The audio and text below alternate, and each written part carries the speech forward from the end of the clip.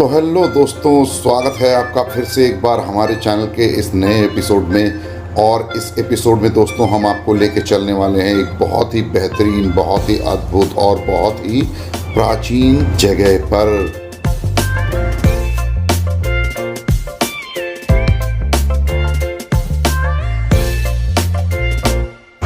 बस दोस्तों, शर्त इतनी है कि आप ब्लॉग को पूरा देखिएगा। 3 एपिसोड होंगे, तीनों एपिसोड पूरा देखिएगा। और अगर पसंद आए तो लाइक, शेयर और सब्सक्राइब ज़रूर कीजिएगा। दोस्तों, ये लाइक, शेयर और सब्सक्राइब एक आम बात होती है, बहुत छोटी सी बात होती है, लेकिन आप लोगों के लिए, हमारे लिए तो दोस्तों बहुत बड़ी बात है। प्रोग्राम पसंद आए प्लीज़ लाइक, शेयर और सब्सक्राइब ज़रूर कीजिएगा, क्योंकि आपके इतना करने से हमारी हिम्मत और ताकत दोनों और बढ़ेगी और हम और अच्छे प्रोग्राम आपके लिए लाते रहेंगे। तो आइए चलते हैं, शुरुआत करते हैं इस जर्नी की और आनंद लेते हैं पूरे यात्रा का। तो लखनऊ से झांसी और झांसी से गुना, गुना से इंदौर और इंदौर से खलघाट। और as soon as possible Khalghat से अपना कार्यक्रम पूरा करके, अपना काम निपटा के वहां से हम तत्काल चलेंगे गाइस आपको महेश्वर दिखाने। तो माहिष्मती साम्राज्य की इस अद्भुत यात्रा के लिए तैयार हो जाइए दोस्तों, कुर्सी की पेटी बांध लीजिए और अब हमारी यात्रा शुरू हो चुकी है।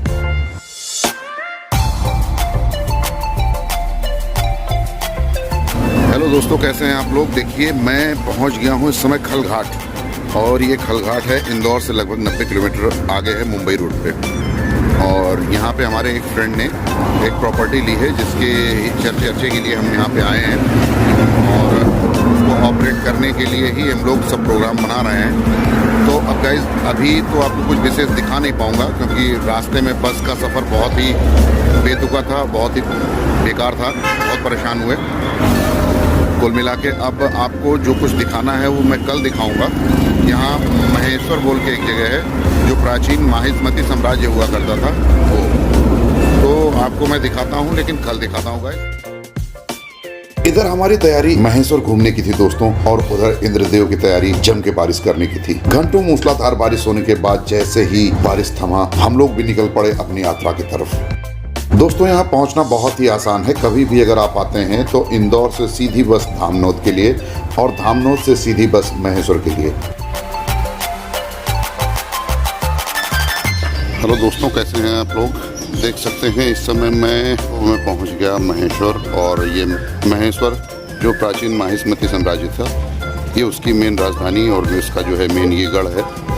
और प्राचीन काल में राजा राजेश्वर हुआ करते थे, जिन्हें सहस्त्रबाहु अर्जुन भी कहा जाता है। उनसे इतिहास इसका जुड़ा हुआ है। तो आइए चलिए आपको अंदर ले चलते हैं और दिखाते हैं। मराठा साम्राज्य की कालखंड में देवी अहिल्याबाई होलकर द्वारा इस पूरे माहिष्मती किले का, इस पूरे महेश्वर के किले का जीर्णोद्धार फिर से करवाया गया दोस्तों, और इसको एक नया जीवन प्रदान किया गया।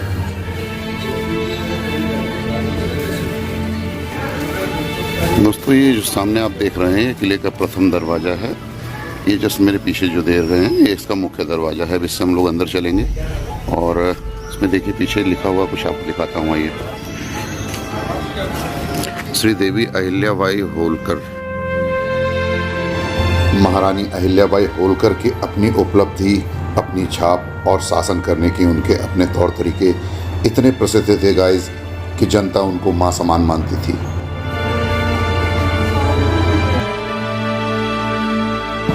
महेश्वर का इतिहास, ख्याति और संस्कृति यदि आज सुरक्षित है तो इसका श्रेय केवल और केवल देवी अहिल्याबाई होलकर के नाम पर ही जाता है। महाराज मल्हारराव होलकर की मृत्यु के बाद देवी अहिल्याबाई ने जिस प्रकार से शासन व्यवस्था को संभाला, ये एक अद्भुत बात थी दोस्तों।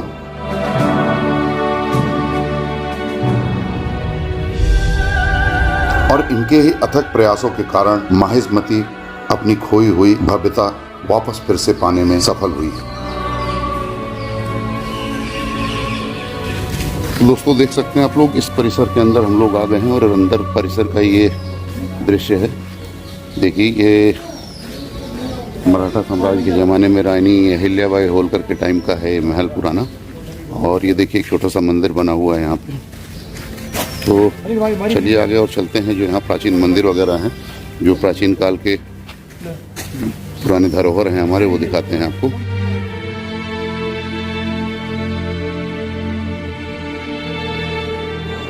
विशाल नर्मदा नदी के तट पर बसा हुआ यह माहिष्मती किला, यह महेश्वर किला अद्भुत और अनन्य सा प्रतीत होता है।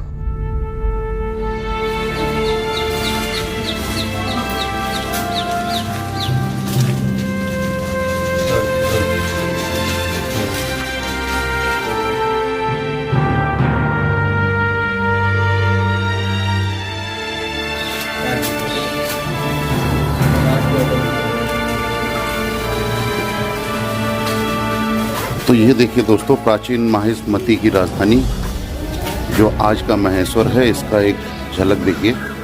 और आगे चल के आपको दिखाता हूँ जो यहाँ प्राचीन मंदिर हैं, हज़ारों वर्ष पुराने मंदिर हैं, कोई 100, 200, 400 नहीं, हज़ारों वर्ष का इतिहास है इनका। तो सारी चीज़ें आपको डिटेल में नीचे ले चल के दिखाते हैं। अच्छी बात यह है दोस्तों कि आज मौसम बहुत डिस्टर्ब था और मुझे नहीं लग रहा था मैं आप लोगों को ये सब चीज़ें दिखा पाऊँगा, लेकिन बहुत अच्छी बात है कि सडनली शाम होते होते बहुत अच्छा मौसम हो गया है। और अभी तो बिल्कुल शाम ढल रही है और पीछे का आप देख सकते हैं दृश्य पूरा किस तरीके का।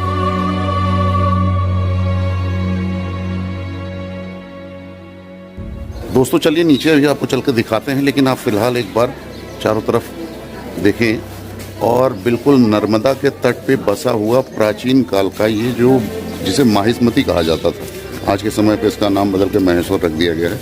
लेकिन प्राचीन समय पे जिस समय यहाँ पे सहस्त्रबाहु अर्जुन का जो है रियासत था ये, और उस समय उनका साम्राज्य था ये, उस समय इसको माहिष्मती कहा जाता था। और जो आपने अभी बाहुबली मूवी में माहिष्मती देखी है, मुझे कहीं से ऐसी लिखित चीज़ें तो नहीं मिली, लेकिन हाँ ये ज़रूर मैं कह सकता हूँ कि उसका जो सेटअप लगाया गया है वो कहीं ना कहीं यहाँ से थोड़ी बहुत इंस्पिरेशन लेके ही बनाया गया है, क्योंकि यहाँ के मंदिरों का जो डिज़ाइन है वो उसी तरीके का उसमें आपको देखने को मिलेंगे मैक्सिमम। आप देखिए और चलिए आगे आपको और दिखाता हूँ कि बहुत कुछ नीचे अभी तो मैं ऊपर ही।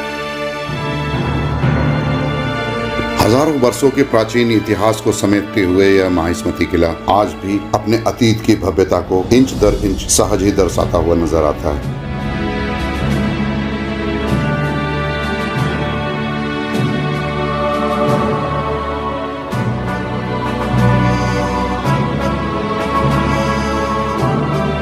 आदिकाल की वास्तुकला और निर्माण शैली से सुसज्जित यह किला एक झलक में ही अपने प्राचीन अस्तित्व को दर्शाता है।